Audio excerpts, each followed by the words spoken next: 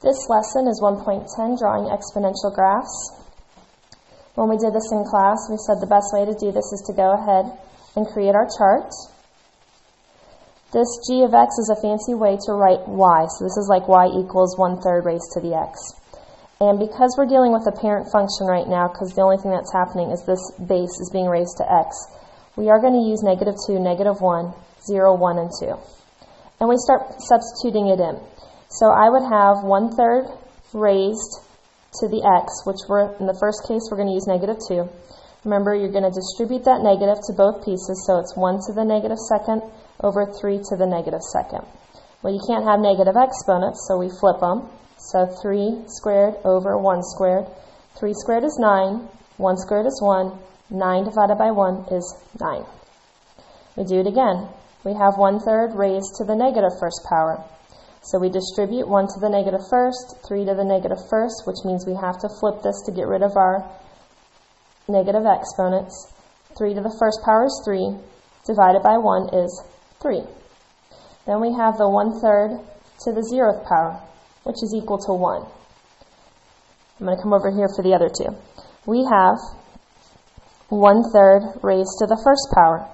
Well, anything raised to the 1st power is the base. And finally, we have 1/3 raised to the 2nd power. So if we distribute that, it's 1 squared over 3 squared, which that is 1 over 9. When you graph this, you're just going to kind of try to estimate where these are. So you have -2, 9, -1, 3, 0, 1, 1, 1/3 is about here, 2, 1/9 is about here. And your graph should have this curve. You're never actually going to approach, or you're never actually going to cross the x-axis because that's an asymptote. So our asymptote in this case, the line it will not cross is y equals 0. The equation y equals 0, this will not cross. Also, this is what we call exponential decay because it is rapidly decreasing. So exponential decay. And then this is your graph right here. We also had a problem like this where you have to pay attention to order of operations.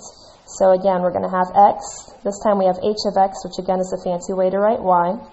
We're going to use the same values because right now we're not really manipulating the x, and we'll learn about how to change these later on. And now we'll start plugging them in. So we have 2 times 3 to the -2nd power, which you're not allowed to have this negative exponent, so you leave 2 alone. But the 3 to the -2 will come on the bottom, making it positive. 2 over 9. Then we do it again. 2 times 3 to the -1st power, which is the same as 2 over 3 to the 1st power, which is just 3 on the bottom. So that's 2/3.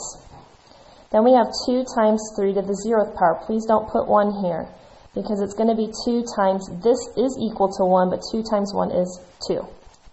Then we have 2 times 3 to the 1st power, which is just 2 times 3, 6. Finally, we have 2 times 3 to the 2nd power. 3 to the 2nd power is 9, so we have 2 times 9, which is 18. And again, do your best to graph these. So -2, 2/9, -1 and the 2/3, 0, 2, 1, 6, and then 2 is going to fall off of our graph. So again, you don't want to cross this line y equals 0 because the line is going to approach it, but it will never actually cross it. So we call that an asymptote. And the equation for this line where it does not cross is y equals 0. And then because this is rapidly growing, we're going to call this an exponential growth graph.